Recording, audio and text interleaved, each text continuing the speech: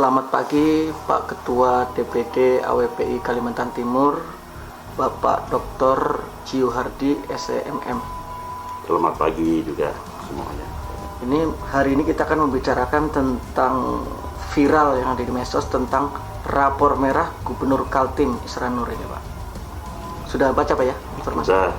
Saya sudah baca dari WA yang disampaikan teman-teman, dan saya juga sudah baca tuh yang di medsos ya. Terus bagaimana kritikannya ini terhadap gubernur ini terkait rapor merah ini? Kalau kritikannya ini kan saya baca juga dari yang biasa-biasa aja bilang beliau. Bahkan menurut beliau itu kritikan yang disampaikan oleh teman baiknya itu kurang berkualitas loh kalau gitu, ada begitu.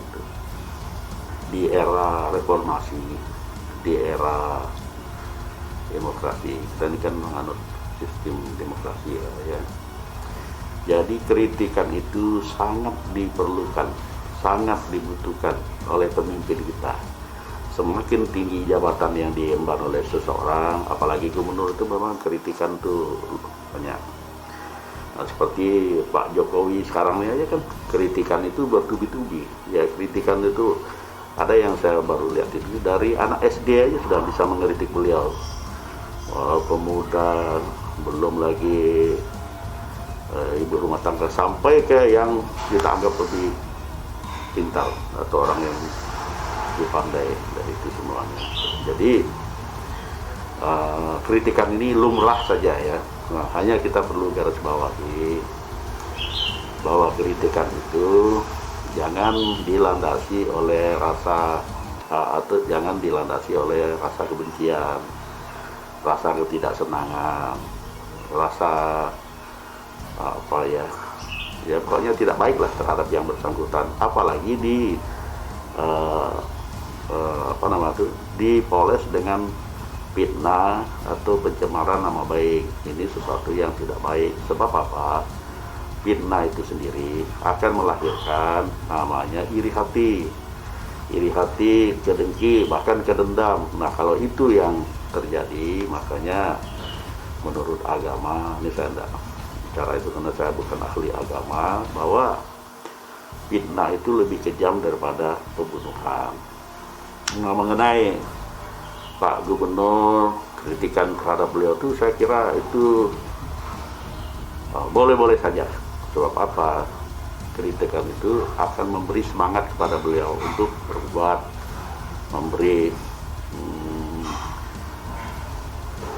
beliau lebih memberi yang terbaik lagi ya, dan lebih hati-hati ya untuk rakyatnya, sehingga apa yang kita harapkan itu bisa tercapai. Jadi saya kira itu kritik yang membangun ya. Selanjutnya ini ada kritikan juga tentang gaya komunikasi dan kinerja Gubernur Kaltim. Ini kalau itu kan sifatnya pribadi ya. Gaya komunikasi dan kinerja itu, pertama gaya komunikasi ya. Ini saya lihat beliau ini ya, karena jarang juga ketemu kan. Tapi menurut penilaian saya itu gaya komunikasi yang luar biasa. Kenapa saya katakan begitu? Misalnya ya, kita mau menemui beliau, karena ini kan banyak orang nih, karena gubernur kan. Kadang-kadang kena ini langsung dipanggil kita. Masuk, bisa sampai 20 orang. Nah, lalu beliau beri kesempatan apa yang perlu saya ini bapak dulu ini, atau ibu ini dulu sampai selesai. Dan disitulah kita menilai komunikasi yang bagus. Apa bagusnya? Kita tidak bisa bisik-bisik yang tidak. Kita tidak bisa bicara yang tidak. Nah, nilai yang saya lihat dengan gaya komunikasi yang seperti itu, pertama keterbukaan. Terbuka itu semua orang dengar. Jadi apakah orang menjelekkan dia kah, apakah itu dia tidak peduli. Nah, itu satu. Yang kedua, ini suatu keberanian, berani menerobos hal-hal yang seperti itu. Sehingga orang yang menjadi niat tadi yang ini sudah terbendung. Misalnya katakanlah istilah KKN, nggak mungkin. Nah, itu nilainya. Yang berikut, beliau ingin apa yang disampaikan itu bisa dipahami oleh orang yang berpendidikan tinggi dan bisa dipahami oleh orang yang buta huruf. Jadi ini luar biasa menurut saya nih ya, luar biasa Pak Gubernur nih.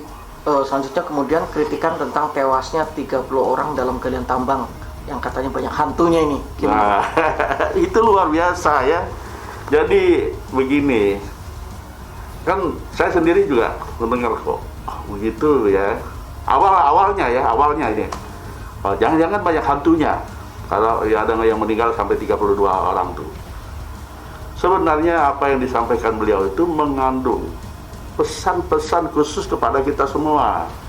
Kenapa? Satu hal yang saya ya atau kita lihat di Pak Gubernur, dia tidak mau membuat orang yang terlibat di dalam hal itu merasa bersalah, merasa terluka hatinya. Baik-baik aja. Misalnya mengenai 32 orang yang korban tambang, kan seharusnya kan tidak dia dulu yang ditanya. Banyak yang terlibat di dalam hal itu. Pertama, keluarga korban. Bagaimana pengawasan mereka terhadap keluarga. Yang kedua, itu ada RT. Bagaimana RT perannya? Ada lurah, ada atau desa, ada camat, ada wali kota atau ada bupati. Dan yang tidak kalah penting ada dinas pertambangan. Coba. Dan ada pihak-pihak lain juga yang terlibat. Nah, beliau sehingga memberi hal yang segitu itu supaya kita bisa berpikir, oh betul ya, bukan hanya beliau yang terlibat, kita semua memperbaiki situasi dan lingkungan sehingga tidak ada lagi korban berikutnya. Itu pesan beliau tuh. Kalau kita aja, oh paham saya gitu itu. Nah, kritikan lagi soal Abdullah Sani, sekda yang dilantik oleh Mendagri. Nah, ini kan luar biasa juga ya. Coba kita dengar apa tanggapan beliau. Apa itu sekda? Ya kan? Yang kedua, saya ini kan buta huruf. Oh. Nah, ini kan coba ya kalau kita berpikir aja, itu impossible beliau tidak paham. Ini beliau namanya gubernur tidak mungkin tidak tahu tentang sekda. Beliau juga sudah mantan bupati, tidak mungkin tidak tahu apa. Semua orang tahu kan. Tetapi mengenai sekda Pak Abdul Sani yang dilantik oleh Mendagri, ini kan suatu persoalan yang perlu diperbaiki, ya kan? Nah, beliau sadar itu ada ya yang melantik itu atasannya Mendagri kan itu. Beliau tidak mau atau Pak Abdul Sani ini juga temannya. Beliau tidak mau itu terluka perasaannya. Makanya beliau bicara seperti itu saja. Padahal beliau tahu persis tentang itu. Dan ini sudah terbukti, ya kan, sudah terbukti. Ada hal-hal yang lain yang beliau tidak mau sampaikan kepada publik. Kalau beliau sampaikan itu ribut, ya kan, bukan menyelesaikan masalah, tetapi membuat masalah. Nah, hal ini kami tahu waktu kebetulan saya adalah sekretaris Aorda. Aorda itu adalah asosiasi ormas kedaerahan. Beliau menjelaskan begini-begini, tapi tidak boleh kita ekspos. Nah, dan terbukti ya, itulah salah satu kinerja beliau yang kita perlu garis bawahi. Apa yang perlu kita garis bawahi? Kalimantan Timur berdaulat, artinya beliau tuh mampu memperbaiki, tidak takut-takut, berani terhadap kebijakan atasan yang tidak sesuai. Akhirnya kan dengan cara kepiawaian beliau, dengan cara komunikasi yang bagus, dengan cara yang santun, tidak membuat hiruk pikuk, akhirnya betul beliau. Ini harus kita pahami itu. Jadi kalau orang melihat gitu, oh jangan begitu kamu, ya jangan dulu lah. pikir baik-baik. Dan Pak Gubernur ini itu dia sudah tahu kita itu, ya kan? Dan itu mencerminkan beliau juga sangat rendah hati, bukan orang sombong. Maka saya ini kan buta huruf, coba dokter bilang buta huruf. Nah itu cerminan beliau tuh rendah hati. Nah mudah-mudahan Tuhan memberkati beliau seterusnya. Itu hal-hal yang kita lihat pada di Pak Gubernur ini luar biasa. Nah satu lagi yang perlu kita catat mengenai penetapan ibu kota Republik Indonesia ke Kalimantan Timur. Sebenarnya itu Kalimantan Timur ini bukan prioritas. Yang prioritas tuh ya di tempat lain, ya kan? Tapi karena kemampuan beliau, gaya komunikasi beliau yang bagus dengan atasan, coba tidak gampang seseorang untuk meyakini kepada presiden bahwa Pak Presiden, Kalimantan Timur ini loh yang terbaik untuk pemindahan IKN. Coba sampai pilihan itu jatuh ke Kalimantan Timur tuh karena komunikasi beliau yang luar biasa. Dan ini sangat menguntungkan kita daerah Kalimantan Timur, ya. Jadi coba beliau ini juga tidak mau gembar-gembor hal itu, karena yang semacam itu kan tidak bolehlah digembar-gembor, ya kan. Kalau saya pribadi luar biasa komunikasi yang disampaikan. Nah dengan kita-kita yang istilahnya masyarakat biasa, terutama saya lah ya, kadang-kadang kita ketemu beliau tuh sudah mengangkat kita setinggi-tingginya, padahal bagi kita itu aduh sudahlah ya. Tapi justru itu yang kita menghormati beliau tuh sebagai guru kita. Guru apa? Guru merendahkan diri, jangan sombong. Banyak hal-hal yang kita kagum dengan beliau nih, ya, yang membuat kita istilahnya, oh beliau ini bukan hanya gubernur, tetapi juga sebagai guru kita, guru kehidupan. Terus terakhir nih, terkait nih, katanya juga dalam kritikan itu virus corona ini semakin parah nih katanya. Aduh, begini ya, kalau kita mencari yang disalahkan dalam hal ini itu tidak baik. Karena namanya penyakit ini kan ini melanda dunia, melanda semua ini pelosok dunia nih. Kenapa itu? Karena komunikasi dan transportasi. Ya dulu itu tidak bisa terjadi seperti itu. Kalau tidak salah pernah itu virus corona ini 100 tahun yang lalu hanya di Inggris saja. Tapi karena komunikasi tidak lancar seperti sekarang, tidak ada transportasi yang lancar, makanya tidak seperti itu, ya.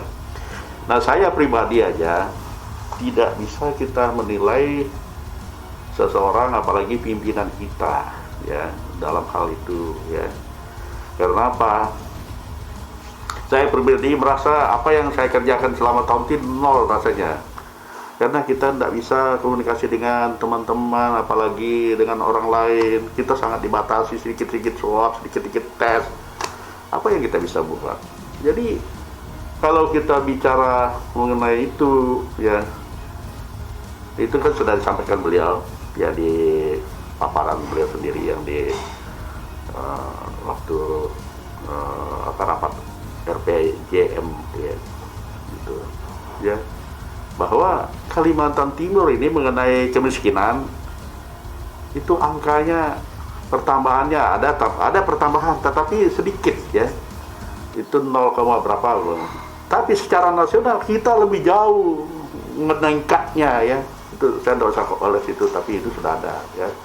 Surplus perdagangan khususnya dari Kalimantan Timur ada berapa, 1 miliar US dollar.